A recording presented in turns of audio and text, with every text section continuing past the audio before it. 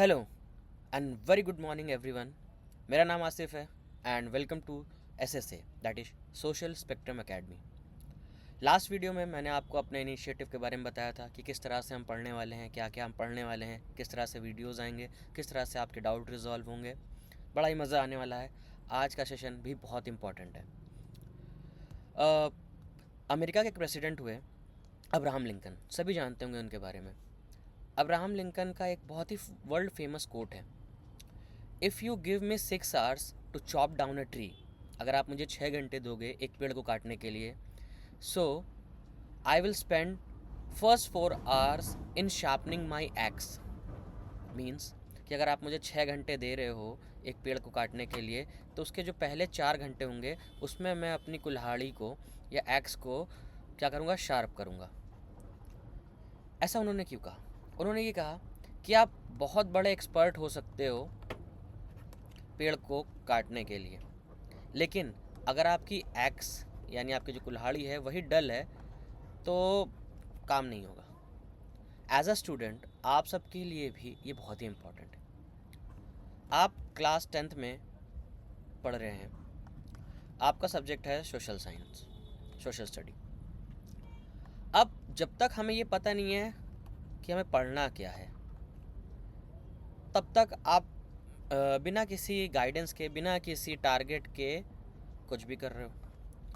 And इसी तरह बहुत ही एक बड़े पॉलिटिकल फिलोसफर हुए प्लेटो, उन्होंने भी कहा था, I am not able to, I guess Plato या एरिस्टोटल में से कोई एक था, जिन्होंने कहा था कि unexamined life is not worth living. मतलब क्या कि जब हमारी ज़िंदगी का कोई टारगेट नहीं है तो ऐसी ज़िंदगी जीने का कोई फ़ायदा नहीं है।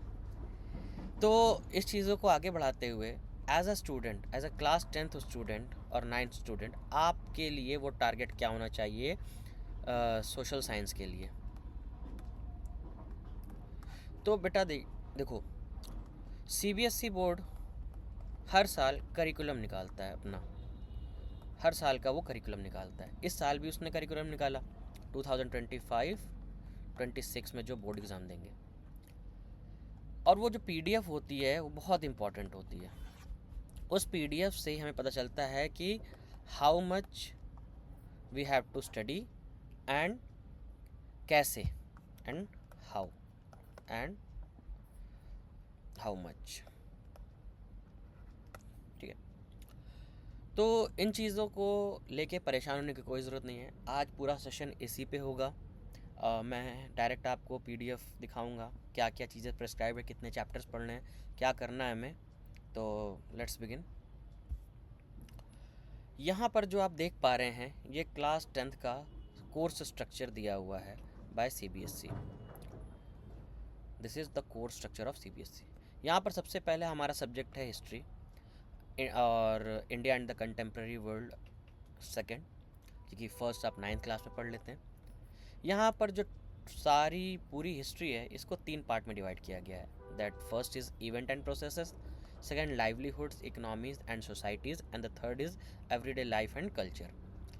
इन टोटल इन 3 सेक्शंस में हमारे पास 5 चैप्टर हैं। सबसे पहला चैप्टर है हमारा rise of nationalism in Europe, कि यूरोप में नेशनलिज्म किस तरह से आया और किस तरह से फैला। दूसरा है हमारा नेशनलिज्म इन इंडिया, उसी का कंटिन्यूएशन है, इसीलिए ये पूरा एक सेक्शन बनता है इवेंट एंड प्रोसेसेस। ठीक है, इसके बाद आता है हमारा livelihood, economies and societies, that is starting from chapter 3।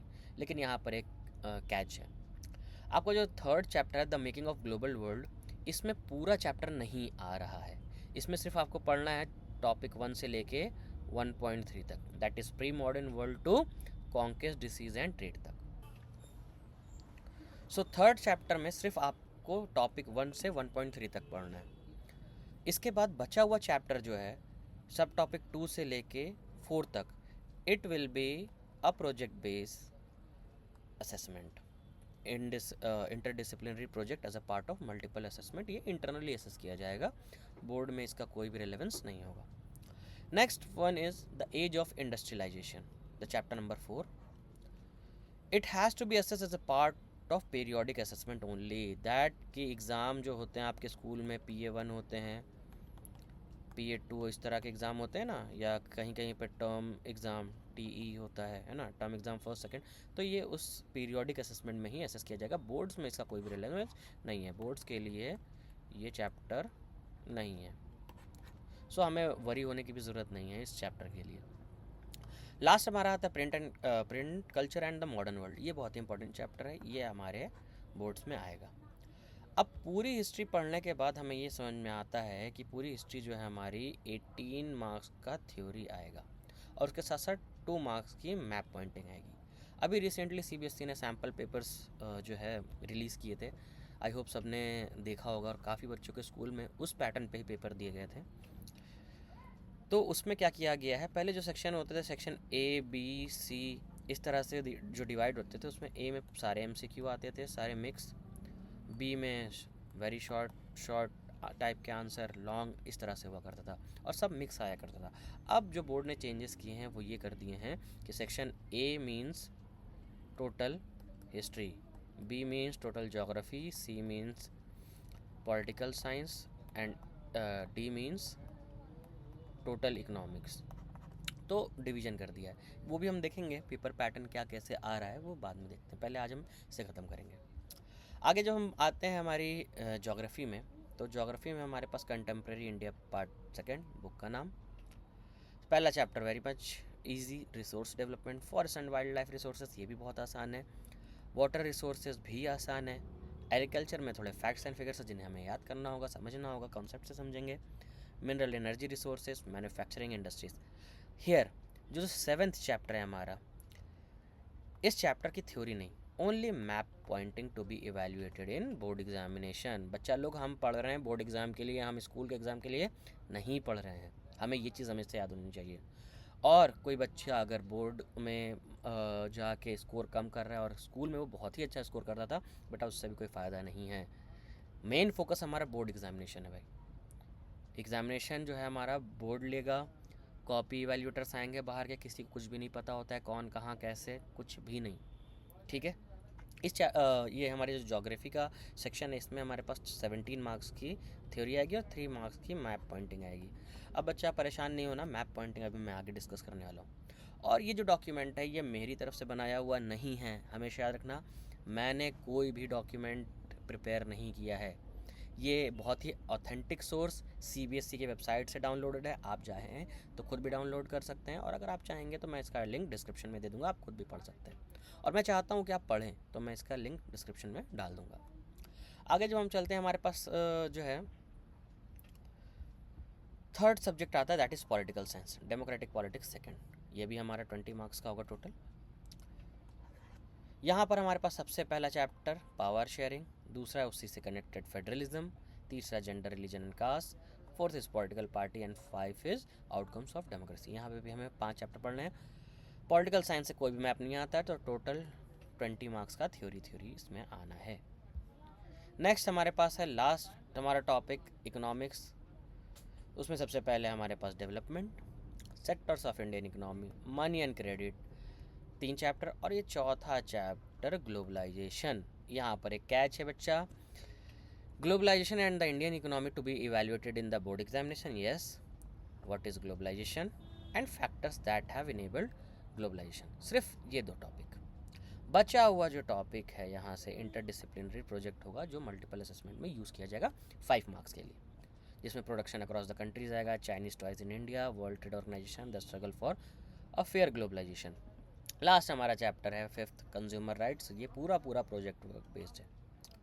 तो अभी जो हम लोगों ने देखा history, geography, political science, economics, तो रफ हमारे पास हिस्ट्री में हमें पढ़ना है चैप्टर 1, 2, 3 का पार्ट, तो हम इसको हाफ कंसीडर करेंगे। एंड चैप्टर नंबर 4 पढ़ना नहीं है हमें, और हमें पढ़ना है चैप्टर 5। तो मोटा मोटा अगर हम देखें तो 3.5 चैप्टर हमें पढ़ने हैं हिस्ट्री में।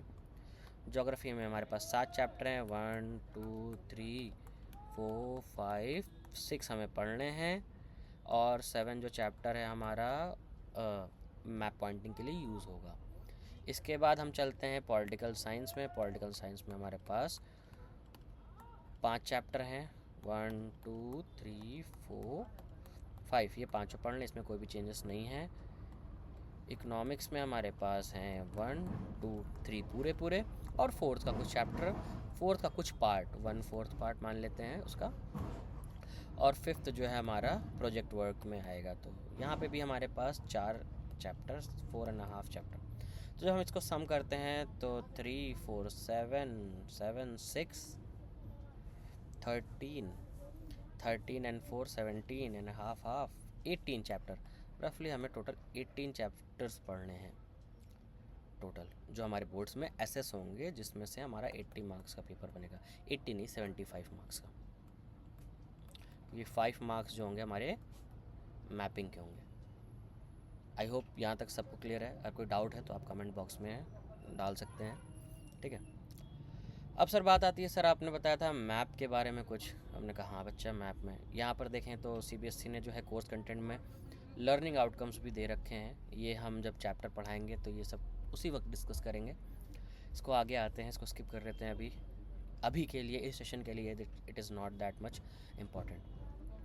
बच्चा मैप वर्क साफ साफ बोर्ड ने लिख के दे दिया है, बेटा इसमें से मैप पढ़ लो, इसके बाहर का मैप मैं नहीं पूछूंगा।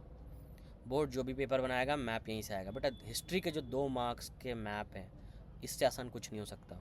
हिस्ट्री में नेशनलिज्म इन इंडिया चैप्टर है, उस चैप्टर में हमें 3 चीज़ याद रखनी है। 1920 का कलकत्ता सेशन, कांग्रेस का कहाँ किस जगह पे हुआ था, 1920 नागपुर सेशन, और 1927 मद्रास सेशन। वहाँ पे दे देंगे कांग्रेस सेशन ऑफ 1920, या मैप में पॉइंट करने के लिए कि भैया भारत का मैप है, यहाँ पर पॉइंट करिए, ये पॉइंट ए कौन सी जगह है, बी कौन सी जगह है। इसके बाद सेकंड आता है हमारा 3 सत्याग्रह मूवमेंट। गांधी जी आते हैं, खेड़ा चंपारण सत्याग्रह करने के लिए अहमदाबाद मिल वर्कर्स के पास जाते हैं, हर जगह जाते हैं। जलियांवाला बाग, अमृतसर, दांडी मार्च, दांडी, ठीक है। ये बेटा इतना सा ही है, अगर ये कर लिया तो 2 नंबर पक्के। मैं कहता हूँ तुम्हारे 80 में से 78 मार्क्स का पेपर करना है, 2 मार्क्स यहाँ से तुम्हारे आ रहे हैं। इतना कर लिया, 2 मार्क्स पक्के हैं। अब बेटा ये मत सोचो कि 2 मार्क्स बहुत कम होते हैं। बेटा तुम 10 लाख बच्चों के बीच में कम्पीट कर रहे हो, एक रफ एवरेज बता रहा हूँ। 10 लाख बच्चों में माइनस प्लस 1 मार्क का भी बहुत डिफरेंस होता है, ठीक है।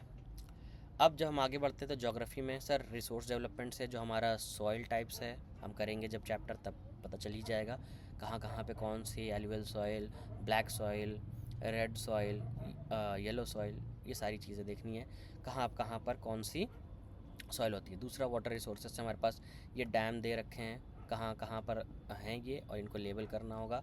सलाल, भाखड़ा नांगल, टेहरी, राणा प्रताप सागर, सरदार सरोवर, हीराकुड, नागार्जुना सागर और तुगबंदरा। नेक्स्ट है हमारा एग्रीकल्चर चैप्टर। एग्रीकल्चर चैप्टर में हमें आइडेंटिफाई करने होंगे कौन कौन से एरियाज़ है जहाँ पर राइस और वीट बहुत ज़्यादा होता है। इसके बाद हमें आइडेंटिफाई करना होगा लार्जेस्ट और major producing state of sugar cane, tea and coffee, rubber, cotton and jute, कहाँ कहाँ पर ये ज़्यादा प्रोडक्शन होता है। इसके बाद हमें मिनरल एंड एनर्जी रिसोर्सेज देखने होंगे, जिसमें आयरन ओर माइंस देखनी होंगी, कोल माइंस देखनी है, और ऑयल फील्ड्स देखनी है। यहाँ पर ये सारे नाम दे रखे हैं बोर्ड ने, ये बहुत ही इंपॉर्टेंट है। आप अभी से कॉपी में इसको नोट डाउन कर लें यहाँ अपने बुक में कहीं भी। इसके बाद जो है हमारे पास पावर प्लांट जो है, thermal power plant, nuclear power plant, ये कहाँ कहाँ पर हैं, ये कौन कौन से स्टेट्स में हैं, ठीक है। इसके बाद मैन्युफैक्चरिंग इंडस्ट्री में हमें लोकेट और लेबल करना होगा कॉटन टेक्सटाइल इंडस्ट्री, जिसमें ये कुछ मुंबई, इंदौर, सूरत, कानपुर, कोयम्बटूर जगहों के नाम दे रखे हैं। आयरन स्टील प्लांट कहाँ कहाँ हैं, सॉफ्टवेयर टेक्नोलॉजी पार्क कहाँ कहाँ हैं, इनको भी हमें मैप पे लोकेट और लेबल करना होगा। और बेटा लास्ट चैप्टर जो हमारा ज्योग्राफी का था, life lines of Indian economy, national economy, यहाँ पर लोकेट और लेबल करना है। ये हमारे मेजर सी पोर्ट्स हैं और ये हमारे इंटरनेशनल एयरपोर्ट्स हैं।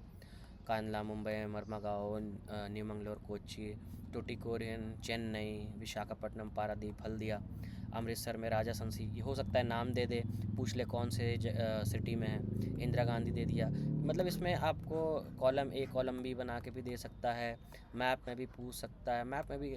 अब बेटा ये कह दो कि सर मैप में बोला तो मैप में पूछेगा, ज़रूरी नहीं है। कभी कभी क्या होता है, बोर्ड कहती है, क्योंकि आपने तो पढ़ा है ना, तो बोर्ड इस तरह के क्वेश्चंस भी बना के दे देती है। तो इस चीज़ के लिए रेडी रहना है हमें स्टेट पता होने चाहिए। कभी कभी क्या होता है, जो प्रोजेक्ट वर्क होते हैं, मैं बताता हूँ, कभी कभी क्या होता है बोर्ड में जो आपके जो प्रोजेक्ट वर्क होते हैं, जो हमने बताया कि जे भाई कंज्यूमर राइट चैप्टर 5 इकोनॉमिक्स का जो है ऐसे तो असेसमेंट नहीं होगा, but might be possible MCQ दे दें, है ना। एमसीक्यू क्यों? क्योंकि बोर्ड ने आपको दिया है इंटर डिसिप्लिनरी प्रोजेक्ट, यानी आपने वो प्रोजेक्ट बनाया है।